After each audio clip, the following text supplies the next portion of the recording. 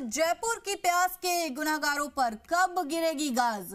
तत्कालीन SP Satish Jain जीसीकेसी firm पर कब होगी कार्रवाई? एक बार नहीं बल्कि कई छीनी भीषण गर्मी में जयपुर की प्यास।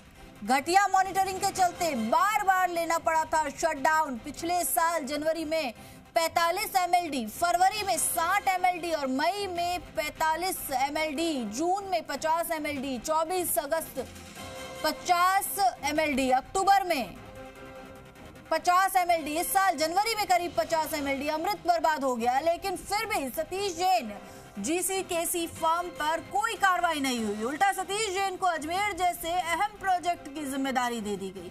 वैसे कल ही मंत्री कन्हैयालाल चौधरी ने ली थी ऐसी सतीश जैन की क्लास। अधूरे प्रोजेक्ट स्कीम पर प्रदेश भर के इंजीनियर्स के बीच जताई थी नाराजगी।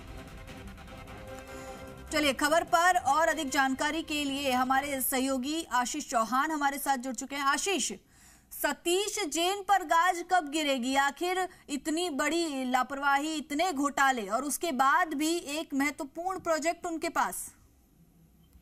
बिल्कुल, देखिए माद्री, जिस तरीके से बीसलपुर प्रोजेक्ट की से लगातार शटडाउन हुआ, जयपुर की प्यास लगातार छीनते रहे, ऐसे गुनहगारों पर कब गाज गिरेगी? लगातार जी राजस्थान न्यूज ये सवाल उठा रहा है। तत्कालीन अधीक्षण अभियंता सतीश जैन और जीसीकेसी फर्म, यानी कि एक बार नहीं बल्कि बार बार जयपुर में भीषण गर्मी में जयपुर में प्यास छीनी, लेकिन इसके बावजूद भी अभी तक दोषियों पर कार्रवाई नहीं हुई। हालांकि जिस तरीके से घटिया मॉनिटरिंग के चलते बार बार शटडाउन लिया गया, पिछले साल से तकरीबन 8 से 10 बार शटडाउन भी लिया गया है, लेकिन अभी तक गाज नहीं गिर पा रही। उल्टा सतीश जैन को अजमेर जैसे अहम प्रोजेक्ट की जिम्मेदारी दे दी।